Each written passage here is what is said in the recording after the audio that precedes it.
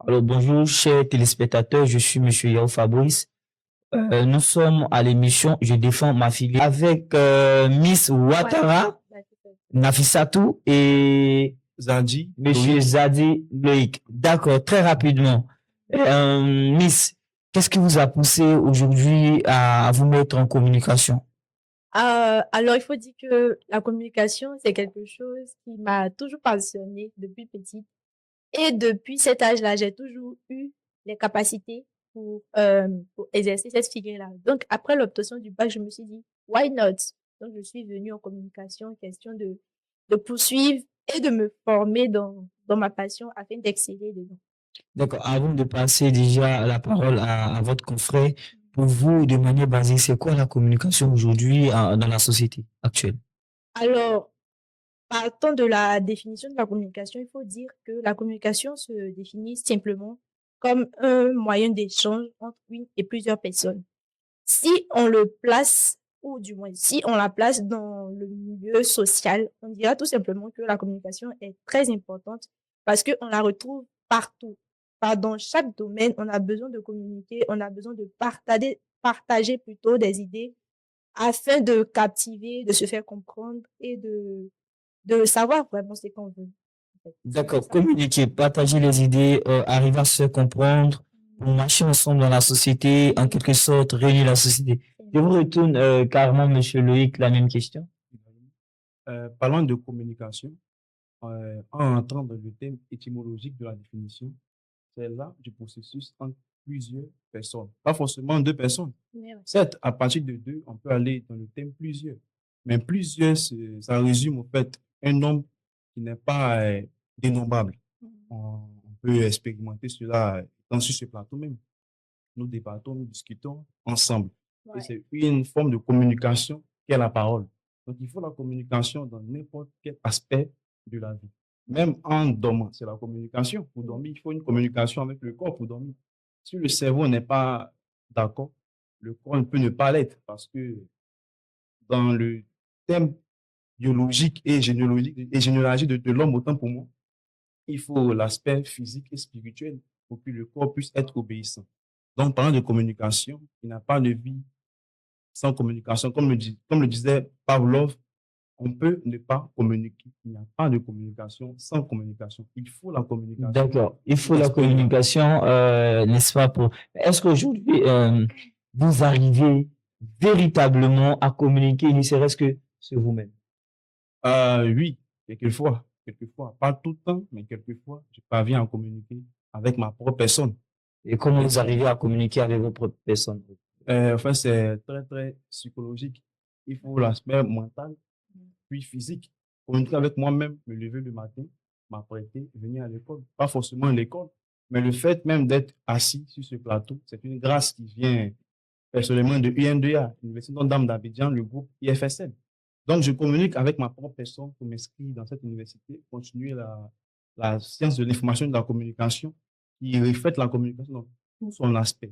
D'accord. Alors, mademoiselle Nafissatou, aujourd'hui, le marché de communication est pratiquement saturé. Et quand on prend aujourd'hui les chaînes de télévision, ainsi de suite, nous trouvons que des personnes qui ont déjà une image imposée dans la société. Vous ne trouvez pas quelque part que vous avez fait le mauvais choix en choisissant la communication? Non, non, pas du tout. J'ai fait au contraire le choix le plus meilleur. Alors, pour ce cas-là, il faut dire que on choisit les influenceurs parce qu'ils ont quelque chose. Ils ont cette manière-là de nous emmener à être tellement à l'aise, à tellement se distraire que les gens préfèrent aller vers eux. On va vers eux parce qu'ils ont déjà une notoriété, comme vous l'avez dit.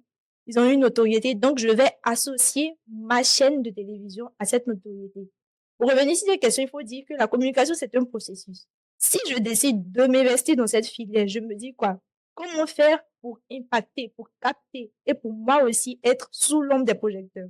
Parce qu'on ne choisit pas une filière juste parce qu'on veut respecter plutôt le choix des parents ou encore parce que on voit tout le monde faire, donc on veut faire.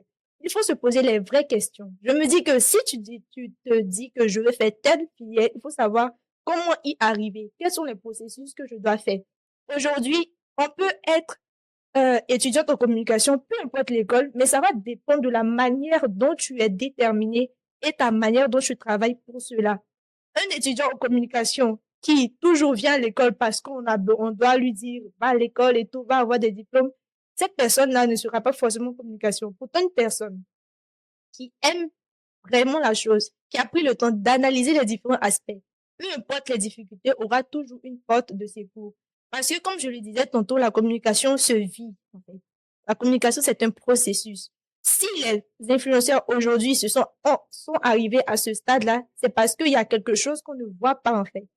Les influenceurs sont pas venus un jour sur les réseaux sociaux, ont pris leur caméra et paf, ils ont des milliers d'abonnés. Non, c'est tout un processus. Et moi, en communication, vu cela, comment je vais faire ce processus-là? Comment je vais me démarquer sur le monde du travail? Du travail, hein. Est-ce que je vais poser la même question à M. Loïc et puis également à Miss Nafissatou Ouattara. De plus en plus, les gens s'intéressent à cela en voyant les podcasts, en voyant ce qui se passe, en voyant aujourd'hui, le monde évolue digitalement. Donc, tout le monde, tous les étudiants, les élèves aujourd'hui sortant du lycée, s'intéressent beaucoup à la communication parce qu'ils se disent, je vais apprendre. J'ai eu comme ça à échanger avec un étudiant qui m'a dit, lui, il est venu parce qu'il a déjà, il maîtrise déjà, il est venu avoir un plus sur le diplôme. Mais pour vous, comment un étudiant, la question est à vous deux. Mais on va commencer par vous. Pour vous, comment un étudiant en première année peut se créer des opportunités de réussite en communication? Alors, c'est très simple. Très rapidement. Très simple, je dirais pas, parce que comme je l'ai dit, c'est un processus qui peut mettre des années. On ne sera pas figé sur le fait de le faire pendant une année ou 2 années, mais c'est la constance. Comment se démarquer? J'ai vu ma communication. Quels sont les contenus que je peux créer pour me démarquer? Des contenus positifs qui vont me permettre de misser au rang que je veux. Si je pense que c'est en faisant telle vidéo, en faisant ceci, en faisant cela que je peux y arriver, ok, il n'y a pas de problème. Donc d'abord, on a les contenus que tu peux créer, C'est ça. de faire une page, une notoriété, juste un peu, un processus et tout, inviter et participer. Le deuxième aspect, chercher des stages. Lorsque tu es un étudiant et que tu décides de faire la communication, tu peux te rapprocher 2, 3 moments quand tu finis tes cours. Si tu peux aller dans certaines chaînes de télé, même si tu peux veiller devant la chaîne de télé, tu veilles. Mais la constance, aujourd'hui, on voit sur une chaîne de télévision africaine, il y a un jeune homme qui n'a jamais fait d'études en communication, mais par sa constante à une émission, a été pris pour faire, pour travailler dans la communication. Je dis que c'est un peu ça. La communication, ce n'est pas juste le fait d'aimer, juste le fait de ressembler à quelqu'un.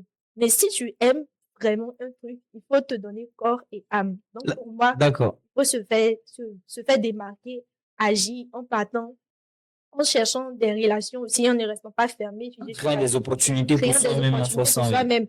À chaque fois qu'il y a un événement, tu vas, peu importe la somme. Et aussi, il y a un conseil que je veux donner à la jeunesse en parlant de cet aspect-là. C'est qu'aujourd'hui, les jeunes sont plus préoccupés par l'argent, par ce que je gagne en faisant ceci.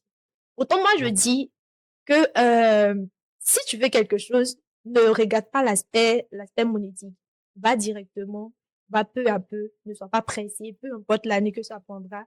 Mais si cette chose est vraiment pour toi et que tu aimes vraiment cette chose, dis-toi qu'il y aura rien qui pourra te freiner. C'est ça. Donc, c'est un peu ça. Il faut se créer des opportunités, il faut impacter, il faut être vraiment audacieux pour exceller dans la communication.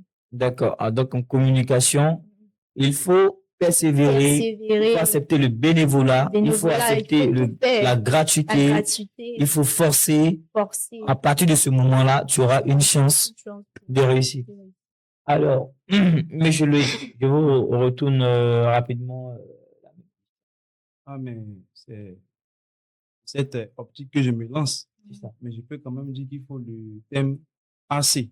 Quand je parle de AC, je parle du fait d'apprendre et comprendre. Pour celui qui veut mieux exceller dans le domaine de la communication. Certes, aujourd'hui, ce n'est pas forcément ceux qui ont fait la communication qui sont sur les chaînes télé. Bon, on ne citera pas de nom, mais il faut quand même apprendre.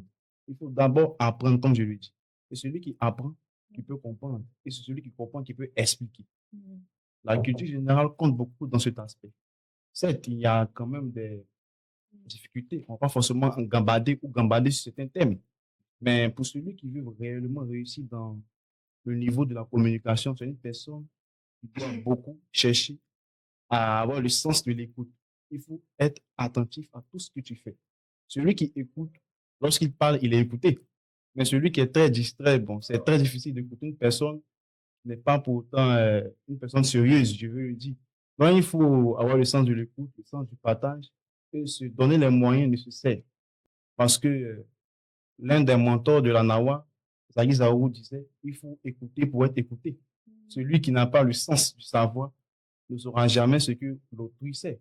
Donc, le fait d'être dans la communication, quelque part, ça nous pousse à être une personne altruiste. Et celui qui est altruiste, peu importe les ouvertures et les fermetures sont nous en toute intensité. Tu peux ne pas être motivé à aller, mais les personnes autour de toi te motiveront à aller. Une raison qui prouve que celui qui pense aux autres, sûrement, quelque part, on pense à lui. Donc, celui qui fait la communication doit avoir ce sens-là, apprendre, comprendre, être altruiste et au fur et à mesure, les opportunités viendront, pas forcément les créants, mais les opportunités sont toujours là. C'est les hommes qui créent les opportunités et cela vient vers d'autres. Donc, il faut être une personne ouverte. D'accord. Il faut être une personne. Il faut être personne ouverte en communication. Ça, c'est sûr, c'est l'une des mes expressions qu'il faut quand même mettre sur la table de discussion chaque fois que vous échangez avec des étudiants qui sont en communication avec vous, qui sont même que ce soit vos devanciers ou après, bon, vous connaissez ces expressions-là, c'est beaucoup intéressant à entendre. D'accord, c'est pratiquement la fin de notre émission, mais déjà? vous allez regarder la caméra juste là et remotiver à travers vos propres expériences vos camarades étudiants qui aujourd'hui regrettent d'avoir choisi la communication, qui se dit que c'est une faculté qui n'apporte pas aujourd'hui dans notre société, parce que on se dit on a plus besoin des mathématiciens, on a plus besoin des personnes qui vont apporter quelque chose de nouveau, de créativité à notre société. Donc, remotiver ces personnes-là qui se disent c'est franchement le mauvais chemin que j'ai pris, qui sont sur le point de dérailler. À toutes ces personnes qui, derrière la caméra, nous regardent aujourd'hui, démotivées et presque lassées de la communication, je voudrais vous dire que si vous aimez vraiment la communication, et que vous sentez la chose, lancez-vous.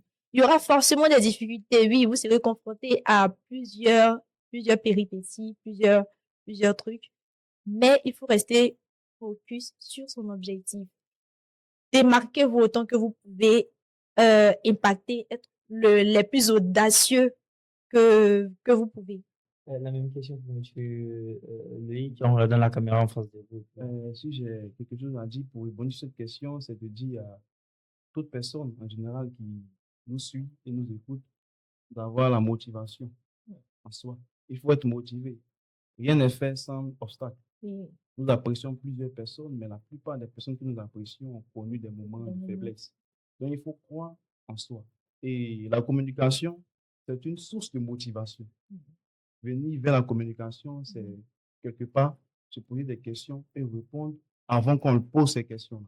Et sans oublier, nous avons un groupe et une page IFSM UNDA sur Facebook et également TikTok. Vous pouvez vous abonner, liker et suivre nos vidéos. Je vous remercie infiniment. Mais pour votre université et puis aussi pour la communication, ça pourrait remotiver encore ces personnes. Je pense que c'est aussi un moyen de communication. Bon, un test de slam. Avec votre caméra, bien sûr. La caméra. Juste une improvisation, je voudrais dire que la difficulté être en face de la difficulté n'est pas une fin en soi. Tu peux être démotivé, mais aujourd'hui, regarde un peu les étapes que tu as parcourues. Sois fier, sois fort et va de l'avant. Car seul le travail paye et seule ta paix sera comme pour toi un héritage et un bon atout pour toi. Merci. Improvisation de Merci. C'est quelle impro ça là?